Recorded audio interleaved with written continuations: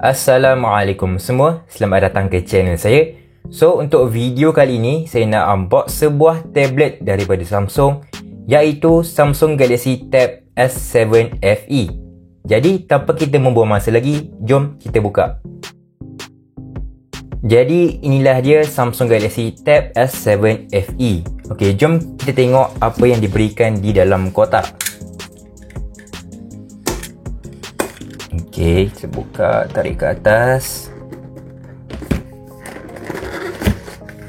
Inilah dia perantinya. Okey, nanti kita akan buka lah. Okey, nanti saya akan buka. So, inilah dia barang-barang dari dalam kotak tadi. So, sudah tentulah perantinya, Galaxy Tab S7 FE, power adapter 15W, kabel USB Type A to Type C, S Pen, dan juga manual dan pin ejector. So, macam ni nak buka rasanya. Oh ya, belakang ni kot.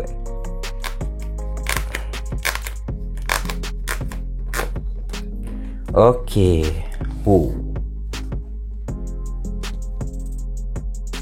Okey, dari segi lebaran dan binaan bagi peranti ini didatangkan dengan binaan aluminium pada bahagian belakang dan juga bahagian bingkai peranti, yang memberikan rasa dan sentuhan yang sangat premium dan juga sangat solid, sama saja seperti S7 dan S7 Plus yang berharga RM3000 ke atas. Dan juga beratnya adalah 608 gram dan setebal 6.3mm, kira berat sikit dan tebal sikit lah daripada Tab S7 Plus. Dan juga terdapat magnet pada bahagian bingkai dan juga bahagian belakang untuk kita lekatkan kita punya S Pen ni lah. Okay, satu pada bahagian belakang peranti. Alright, kemudian satu lagi pada bahagian tepi bingkai lah. Alright. Okey, untuk bahagian skrin, peranti ini didatangkan dengan skrin bersaiz 12.4 inci, sama sahaja seperti Tab S7 Plus sebelum ini. Cuma untuk Tab S7 FE ini, ia didatangkan dengan panel jenis PLS TFT beresolusi WQSGA dengan aspect ratio 16:10. Dan ia hanya datang dengan kadar segar semula 60Hz, kira standard lah. Dan juga tiada HDR10+, kira skrin biasa. Tetapi walaupun ia tak ada feature-feature tersebut yang seperti ada di Tab S7 Plus dan ia menggunakan TFT, tapi harus diingatkan bahawa ini bukanlah TFT biasa. Dia adalah TFT berteknologi Samsung. Jadi dia punya skrin ni memang sangat cantik lah, seboleh kata. Memang sangat cantik. Saya mula-mula agak skeptikal lah dengan TFT yang ada pada peranti-peranti, sebabkan kita tahulah pada tablet-tablet bajet, bila guna TFT memang skrin akan rasa tidak kurang gemar lah bila lihat pada skrin tersebut. Tapi untuk pada Tab S7 FE ni, walaupun ia menggunakan TFT, tapi skrin dia saya boleh kata memang sangat cantik lah, sedap mata memandang, seakan-akan kita melihat skrin Super AMOLED yang pada 4 ke 5 tahun lepas lah. So boleh kata dia sangat cantik. Memang dia bukanlah TFT yang ada pada standard tablet-tablet tablet-tablet bajet. Untuk skrin dia ni memang 10/10 lah, walaupun dia bukanlah Super AMOLED atau Super AMOLED Plus seperti ada pada Tab S8 dan Tab S7 Plus ke tab flagship yang lain lah. Tapi still dia memaparkan paparan skrin yang sangat cantik, memang sharp, dan juga warna yang memang sangat baik. Dan skrin pada Tab S7 FE ni support untuk penggunaan S Pen, dan Samsung ada bagi siap lah dalam kotak S Pen. Pengalaman saya menulis dan juga melukis memang sangat baik lah. Saya boleh kata Samsung get the job done lah untuk peranti ini. Memang feeling menulis tu memang feeling premium lah, sama saja seperti pada peranti-peranti flagship Galaxy Note ke ataupun Samsung Tab S7, S7 Plus, S8. Memang pengalaman menulis dan juga melukis dalam peranti ini menggunakan S Pen memang cemerlang lah. So seperti yang korang lihat, ini adalah lepas aku pasang ni lah, pasang paper light ni lah. Sepatutnya lepas guna 6 bulan tu lah baru pasang, tapi ini baru beli dah terus pasang. Dia macam agak kecewa sikit lah. Tapi tak apa, asalkan boleh guna untuk untuk tulis nota ke apa ke, itu sudah cukup memadai lah. Cuma untuk review ni mungkin dia akan macam ralat sikit lah, itu je lah. So pengalaman menulis dan melukis pada tablet ini, kiranya sebelum saya pasang screen protector paper light ini, pengalaman menulis dan melukis pada peranti ini memang cemerlang lah. Dari segi dalaman, varian yang saya beli ni adalah varian Wi-Fi. Jadi untuk varian Wi-Fi, ia dikuasakan dengan chipset Snapdragon 778G dari Qualcomm dengan gabungan GPU Adreno 642L dan disiap pasang dengan sistem operasi Android 11 dengan antarmuka One UI 3.1 dan bakal menerima update terbaru Android 12 sekitar Mei ini. Dan peranti ini juga datang dengan slot kad micro SD yang menyokong sehingga 1TB. Dan disebabkan peranti ini dipasang dengan chipset Snapdragon 778G yang sama seperti pada Galaxy A73 5G yang baru dan juga Galaxy A52s 5G. Jadi pengalaman saya menggunakan peranti tablet ini memang sangat baiklah. Nak buka apps pun tak ambil masa yang lama, nak switch apps to apps pun tak ada masalah. Dan untuk scrolling tu memang lancar lah, tak ada rasa macam sakit mata ke apa. Yelah, sebab lagipun peranti ini didatangkan dengan kadar segar semula 60Hz. Dia punya screen tu tidak seperti pada S7 Plus yang 120Hz. Mungkin kalau anda merupakan seorang pengguna smartphone yang telah dipasang dengan 120Hz punya refresh rate, mungkin korang akan rasa macam janggal lah. Yelah, tapi still lah, untuk pengalaman scrolling, buka apps, switch apps to apps, multitasking, semua tu memang baik lah. Dan juga untuk drawing pun, dia punya RAM management dia memang bagus lah. So walaupun ni adalah 6GB RAM, tapi untuk guna pixel color tu memang tak ada masalah lah. Saya tak mengalami masalah lag ataupun hang lah. Memang sangat baik lah. So untuk gaming pula saya tak sure lah, sebab saya pun bukanlah seorang mobile gamer. Jadi saya tak guna tab ni untuk main game. Saya just guna tab ni untuk buat nota, belajar, tengok YouTube, Esrogo, Disney Plus Hotstar, itu je lah untuk tengok movie kan. Tapi untuk gaming memang saya tak buat untuk main game lah. So saya tak sure. So itu mungkin korang boleh tengok YouTuber yang lain lah yang ada buat main game. Keseluruhannya untuk performance pada peranti ini, saya sebagai seorang student yang nak guna tablet, saya rasa dah lebih daripada keperluan dah sebenarnya. Untuk multitasking apa semua tu memang sangat lancar. So dari segi kamera, bagi kamera hadapan, peranti ini dipasang dengan kamera 5MP dan menyokong rakaman video sehingga 1080p 30fps. Dan bukan itu sahaja, untuk peranti ini, untuk software kamera pada peranti ini, terdapat juga feature-feature yang terdapat pada peranti smartphone. So antara featurenya adalah AR Doodle, Pro Mode, Panorama, Food Mode, Night Mode, Portrait Mode dan juga Hyperlapse. Dan juga saya pun nak mention bahawa saya rasa ini adalah kamera ultra wide. Saya tak sure berapa darjah dia punya wide angle tu. So just tekan kat situ, nanti dia akan wide lah. Okay, so dan juga seperti yang Samsung pernah perkenalkan pada tahun lepas, iaitu fungsi auto framing. Okay, feature auto framing. So korang boleh baca lah, boleh pause video ni untuk baca apa dia auto framing tu. So saya akan ceritakan apa yang saya faham. Auto framing ni dia macam dia akan frame lah, di mana dia akan automatically bergerak mengikut objek ataupun objek yang bernama manusia lah. So dia akan ikut ataupun dia akan frame objek tu supaya masuk dalam dalam dia punya frame tu lah. Contohnya bila saya bergerak ke sini, so dia akan, sepatutnya dia akan bergerak ke sini, dia akan fokus ke sini lah. So nampak tu dia bergerak kan.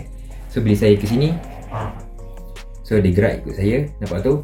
So untuk dia punya kamera belakang pula, ia dipasang dengan kamera 8MP dan sama juga menyokong rakaman video sehingga 1080p 30fps. Okay, so ini adalah rakaman video bagi kamera hadapan 5MP. So seperti yang korang lihat, inilah dia hasil rakaman dia. So kalau korang nakkan hasil rakaman video ataupun semasa korang meeting tu nampak lebih tajam, ataupun tak ada nampak macam kamera ni tengah struggle untuk tajamkan muka korang ke apa, korang boleh top up dengan lampu lah, macam ring light ke, beli ring light ke apa kan. So macam ni lah ring light. So bila ada ring light, bila ada cahaya yang memancar betul-betul ke korang punya muka ataupun sekeliling ni, lebih baik lah. So nampak tu kamera macam tak struggle sangat lah untuk tajamkan korang punya muka tu. So nampak kan, so nampak sangat berbeza lah bila ada saya top up dengan ring light. Tapi bila saya tutup dengan ring light, dia jadi hilang terus ketajaman tu. So nampak tu lagi kat hot wheel belakang tu kan, hot wheel belakang tu, so nampak kabur-kabur kan, dia nampak fokus kat sini dan nampak struggle lah. Tapi bila korang top up dengan lampu, so nampak kurang struggle di kat situ.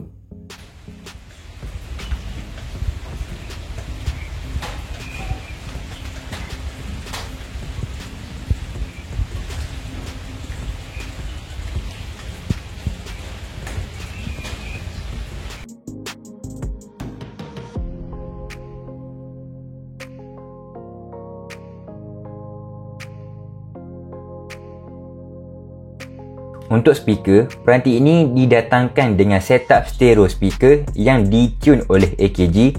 Cuma peranti ini tidak didatangkan dengan port 3.5mm audio jack yang saya rasa secara umumnya mungkin ia adalah satu kekurangan lah bagi peranti ini. Walaupun bagi saya ia bukanlah satu big deal, ialah sebab sekarang pun kita dah go wireless kan. Cuma saya rasa lebih baik lah kalau peranti ini didatangkan dengan audio jack punya port lah. So untuk speaker dia ni saya boleh kata memang top notch lah. Speaker dia memang kuat, padu dan sedap lah.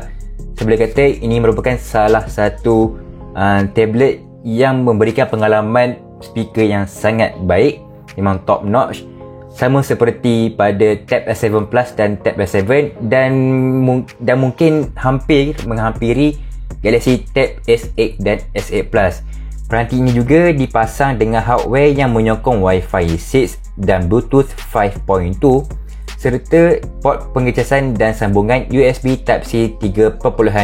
Jadi dari sini kita dapat lihat bahawa tablet ini menyokong untuk sambungan ke external display seperti TV ataupun monitor. Sebab apa? Ia dipasang dengan USB Type-C 3.2 yang sememangnya dia menyokong lah untuk sambungan tersebut. Jadi sudah tentu tablet ini didatangkan dengan feature Samsung DeX, di mana Samsung DeX ini membenarkan pengguna untuk merasakan pengalaman seperti menggunakan sebuah notebook ataupun laptop.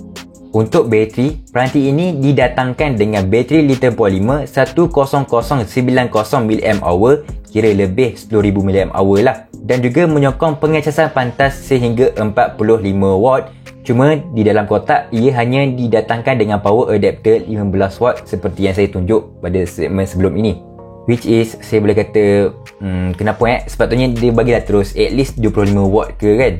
So untuk bateri ni saya boleh kata boleh tahan lebih dari 2 hari lah. Kalau untuk pengguna biasa sampailah lebih 2 hari tu, mengikut kepada brightness dan juga cara penggunaan lah.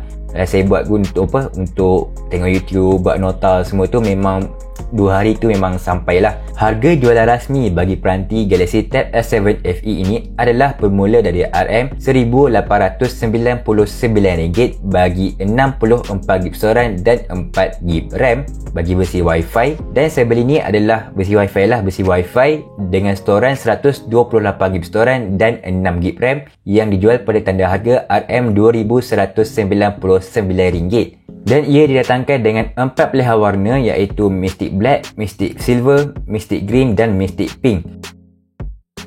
Kesimpulannya, sebenarnya ada syarat lah untuk membuatkan peranti ini berbaloi adalah apabila anda merupakan seorang peminat Samsung dan juga peminat kepada feature-feature yang ditawarkan pada peranti flagship Samsung. Sebab apa? Untuk Tab S7 FE ini terdapat beberapa feature yang juga terdapat pada Tab S7 Plus, contohnya seperti Samsung DeX dan lain-lain. Cuma ada beberapa necessary downgrade yang dibuat oleh Samsung pada Tab S7 FE ini jika nak dibandingkan dengan Tab S7 Plus supaya dapat dijual pada tanda harga yang lebih rendah. Dan sebab mengapa peranti ini berbaloi adalah kerana yang pertama, peranti ini dikuasakan dengan chipset Snapdragon 778G yang mampu untuk handle tugasan harian dengan lancar. Sebab yang kedua adalah skrin, yang di mana peranti ini dipasang dengan skrin yang bersaiz 12.4 inci sama seperti pada Tab S7 Plus. Cuma peranti ini dipasang dengan panel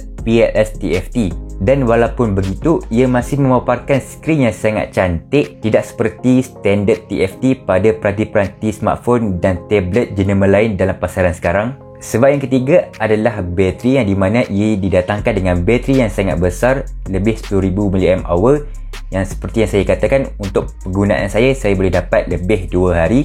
Dan yang keempat adalah speaker lah, seperti yang saya mention sebelum ini, yang bahawa speaker dia memang sangat padu. Bunyi yang dikeluarkan pada stereo speaker bagi peranti ini memang sangat premium. Jadi sekian sahaja video saya untuk kali ini. Kalau korang dapat info dari video saya dan suka dengan video saya, korang boleh consider untuk tekan butang like dan klik butang subscribe, sebab lepas ni akan ada banyak lagi video-video saya yang akan datang insya-Allah. So, sehingga kita berjumpa lagi. Terima kasih kerana menonton. Bye bye. Assalamualaikum.